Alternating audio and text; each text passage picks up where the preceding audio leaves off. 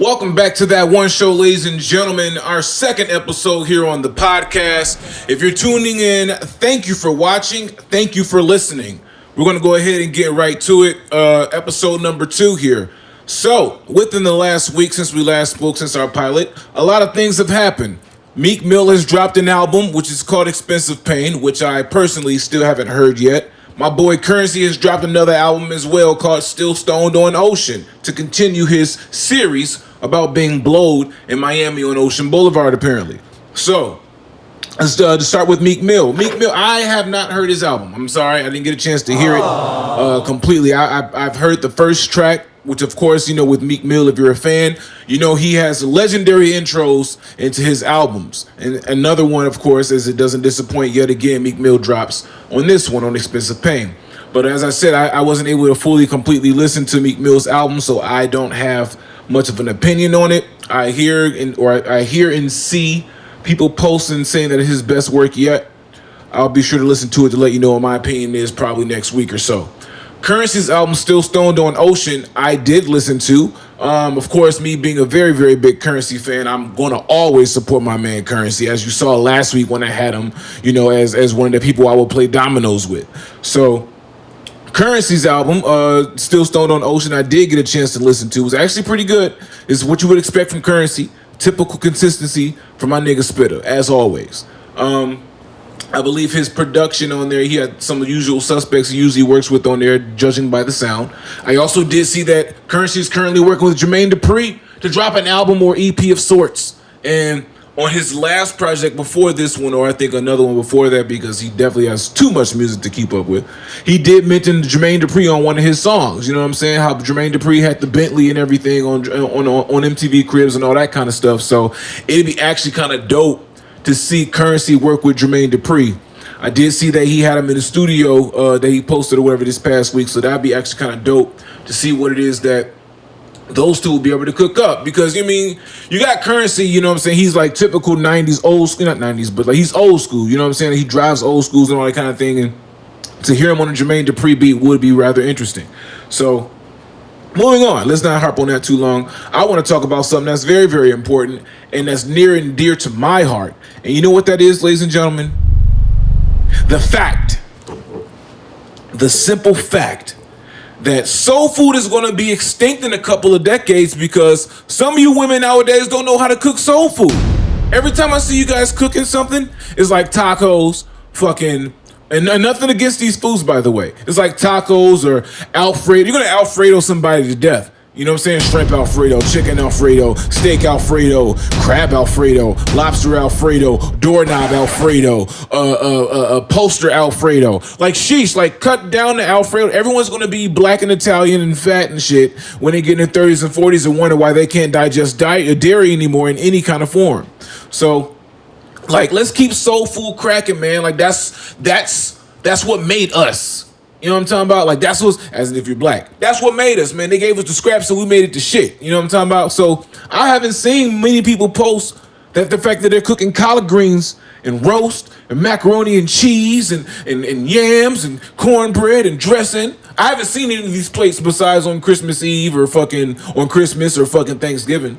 And like, I don't see this shit during the summertime, in the spring, in the fall, when niggas is really going through it and looking for good food.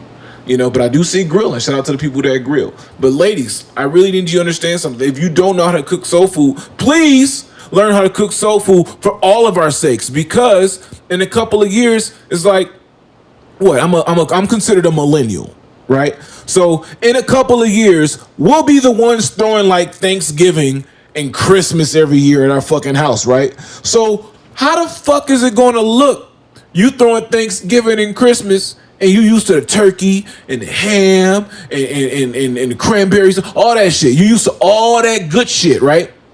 You throw Thanksgiving at your house, we walk in, and it's fucking, and like I said, there's nothing against this. It's just, like, it's nice to still have it around. But, like, we walk in, and there's a platter of spaghetti there.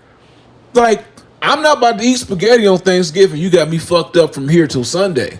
You know what I'm saying? I'm not about to do that shit. So, like, if it's Thanksgiving and shit, I'm a, like, if my wife didn't know how to cook for real, I would be the one cooking on Thanksgiving and shit, making the turkey, the greens, the cornbread, the yams, the desserts and shit. I throw down on some cookies. We're gonna make some edible cookies. We're gonna get high as fuck on Thanksgiving. Praise God. Amen. Shalom. I don't even know what the shalom meant. I felt like that fit the conversation. But yeah, I'm gonna be the one cooking if y'all know how to cook. Men too. I can't say it's all women. Men too. Some of us men don't know how to cook. Thank God I'm not one of them. Some of us men don't know how to cook shit, and they be relying on a woman to cook for them. And it's like, bro, if you gonna learn how to cook, please, for the sake of the culture, cook some fucking soul food. Please, you know what I'm saying? We need that, man. And like I said, it's not something you want to have all the time. I'm not saying that we should have soul food fucking 5 days a week, because Lord knows that's how we fucking die and shit, because the leading cause of death in black people was fucking salt. Y'all want to season everything. Look what happens. Salt. MSG. That's the shit that be putting us in that good coffin. You know what I'm saying? Right up in that box. Or right up in that oven. And we get cooked. Plot twist. Think about that while you're eating your grits. But learn how to cook, you know what I'm saying? And you know what I'm saying? Like, learn how to cook if you don't know how to cook yet. Please, for the sake of the culture, if you ain't got no kids, whatever the fuck it is, learn how to cook for yourself. It's fucking art. The food is colors, and just make a fucking canvas with this shit and make sure it's cooked, because if it ain't cooked, my nigga, you gonna fuck around and die. Like, there's no other way around that shit. You gonna fuck around and die. You gonna wake up dead. You know what I'm saying? I don't know. Oh, excuse me. Shit, let me readjust myself here. Like, niggas will wake up dead. Like, you know, I've heard stories of people waking up in the morgue and they're like, oh, Nick, what the fuck am I doing in this box? So learn how to cook. If you're gonna learn how to cook something, make sure it's soul food for all of our sakes. Please. Please. All right, so moving past the soul food piece, because, well, you saw that was a touchy subject for me, because I love good-ass food. I love good food. But let's just keep that around. Like I said, it ain't something you gotta have. It's not something you gotta have 5 days a week. Let's just keep it in the culture. So, you know, we got the recipes to pass down so our kids and our kids know how to cook that good mac. You know.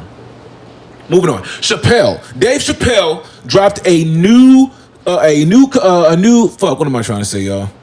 He dropped a new comedy special on Netflix. It's called The Closer.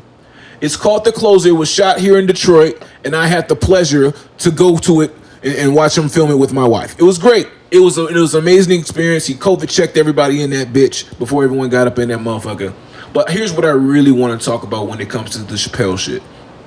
And I want to give a disclaimer right now by saying it is not my intention to offend anyone with what I'm about to say next. It's just, you know, I'm discussing and giving my opinion. So as I'm not attacking your opinion, don't come and attack mine, because you don't want these problems. So Dave Chappelle, of course, he's been, you know, in the discussion of social media recently because of his transgender jokes. And me personally, you know, being a somewhat comedian, I'm not offended by transgender jokes, because number one, I'm not a fucking transgender. And number two, it's like, it's comedy. You know what I'm saying? Like, it's the point of comedy is to take these serious topics that people are sensitive about and make them more relatable and make light of the situation, so it's not so serious, so people can laugh. And when you laugh, you release fucking hormones that make you feel happy. You know what I'm saying? So let's not get too off the topic here. So back to what I was saying about Chappelle. Like, I don't see anything he did wrong. They want to cancel my man's, you know what I'm saying, because he said some jokes. Like, what the fuck? Like, this society, I don't say this generation, but society has gotten so fucking soft. And I'm saying that because, like, did y'all not get y'all ass whooped when y'all was little? Cause like on the playground, when you would come in and say, "Oh, he teased me," you get your ass whooped. You know what I'm saying? Like, you would really get your ass whooped. I think what's happened is these sensitive people who have yet to deal with the sensitive problems that they have themselves or deal with internal problems have now been put into a position of power to where they feel as though they can have some kind of control because they don't have it themselves. So now they can feel they can control the power of other people's lives and shit. That's what I personally feel is the issue. Regardless of gender, transgender, regardless of species, regardless of what your favorite color is, regardless of what your favorite food is, regardless of what size which shoe you put on first. It don't matter. The point is, these people, I feel, and I don't mean in a derogatory these people tone, but I feel that some of these people are hurt, like mentally and emotionally. And now, you know, they've gone to these positions of power where they feel as though, oh, I have power now. It's like a cop who got his ass kicked when he was little, and now he got older and he became a cop and got a gun and want to push people around. So I think these people are in position of power and have shielded themselves behind a movement, being the LGBTQ community and whatever else letter they've added to it now, because like who knows, and they've shielded themselves behind this to feel like they have power. And it's like in doing that, they feel as though they can cancel people's lives, and when they feel that their emotions or their insecurities are being threatened. And I don't think that's fair, because that's like almost calling that's almost like a Karen, if that makes sense. You know what I'm saying? That's like a LGB whatever letters. There's too many of them. That's like one of those Karens, if that makes sense. You know what I'm saying? You're just gonna make up shit. Oh, I'm hurt, so I'm calling the cops in. Bro, that's not how you should do shit. Comedy is an art. You know what I'm saying? Comedy pretty much is an art of expressing what's kind of serious, but making it more light so it's easier to deal with.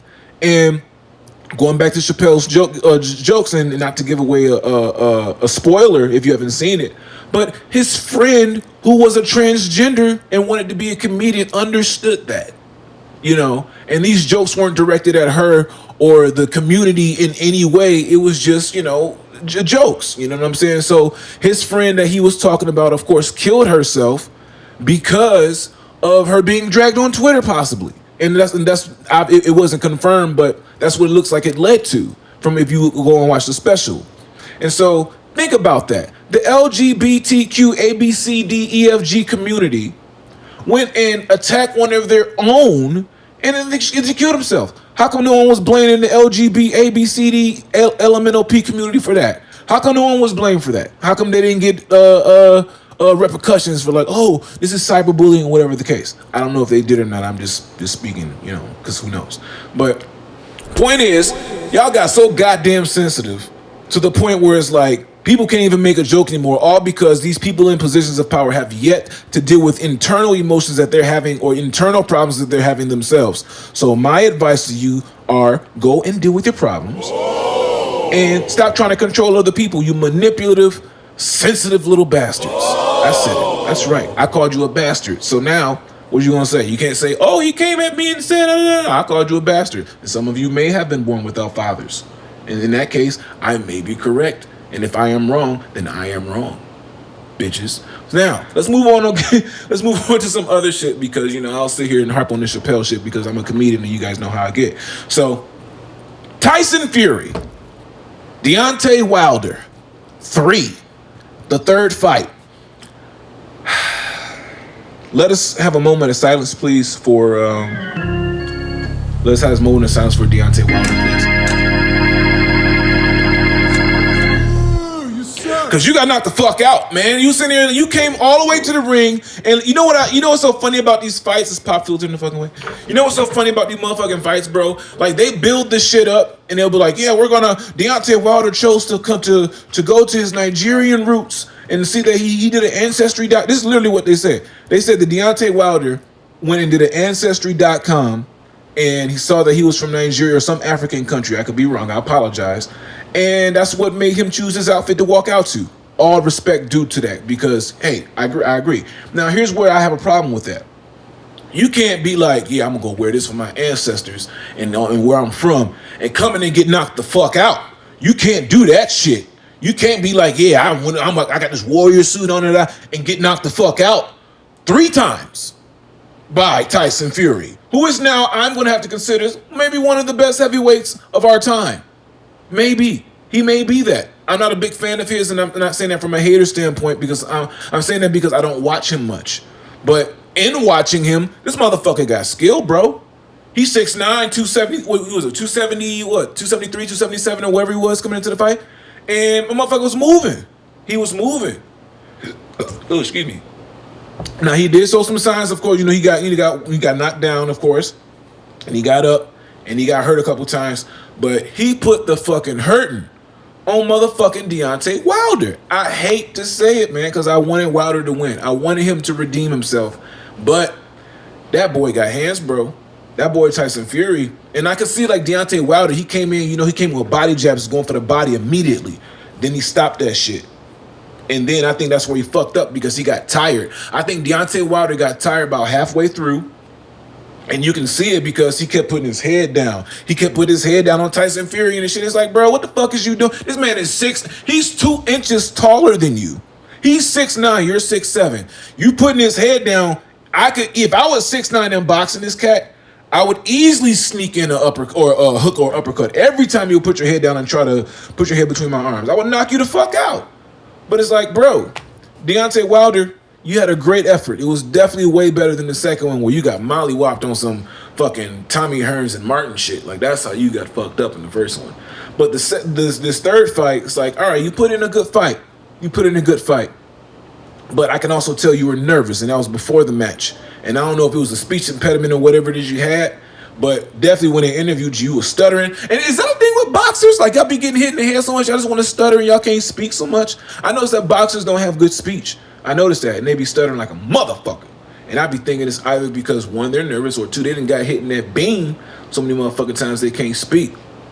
But let's not harp on the fight because, well, Deontay Wilder got knocked the fuck out. And we had, like, literally, I felt like when he got to his corner, somebody was like, hey, this did happen. When he got to his corner, someone was like, you fucking up, or you need to wake the fuck up or some shit. Cause like I felt like this nigga didn't know where he was at, like for real. And like that would wake me up if I was in the corner and someone was like, you need to wake the fuck up. And like, you know, he just got tired, I felt. But congratulations to Tyson Fury and your win. All the success to you, Church. Moving on, the random fact of the week, because I'm not going to keep you here too long. This week's random fact here on That One Show. Did you know competitive art was once a sport in the Olympics? Did you know that? Because I did not either. Imagine that shit. Imagine competitive art in the Olympics as a sport. You get a bronze, silver, gold medal. Imagine that. How would that shit even go? Like, how would it go? Like, seriously, like, would you just like time it and would you paint portraits? You know what I'm saying? Like, would it be like competitive like art and shit and you would be like pushing this shit? I don't know. I don't know how that shit would have gone. Obviously, it's not in the Olympics anymore, but just imagine that shit. Imagine like our local artists. Imagine like Sheefy and fucking Joey D, you know, who do two completely different forms of art, being in the fucking competitive art Olympics trials and shit for the Olympics, competitively, artistically competing against themselves. Almost fucked that up. Y'all see how I did that? But imagine that shit, bro. Like, that's crazy. And I'm glad they took that out of the Olympics because that shit would be boring as fuck, bro. Like, oh, as he strokes his paintbrush, here he goes. He strokes the green brush. And there's his opponent. His opponent strokes the blue brush, yes. He's getting quicker and quicker, stroking the brush. Oh, and he's finished. Oh, how do you even fucking judge who gets bronze medal, silver medal, and gold medal off of that shit? It's subjective. It's fucking art. You know what I'm saying? So that was a random fact of the week. And I will now bring you our sponsors for the week as well. This week's episode of That One Show is brought to you by the following company. Mountains. Power. Wait, they're cleaning the steering wheel. You know, COVID and shit. Anyway, the all-new MGC Tierra.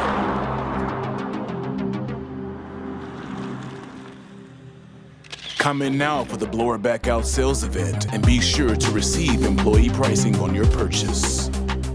Thank you for tuning in to That One Show. We appreciate you tuning in yet again for episode 2.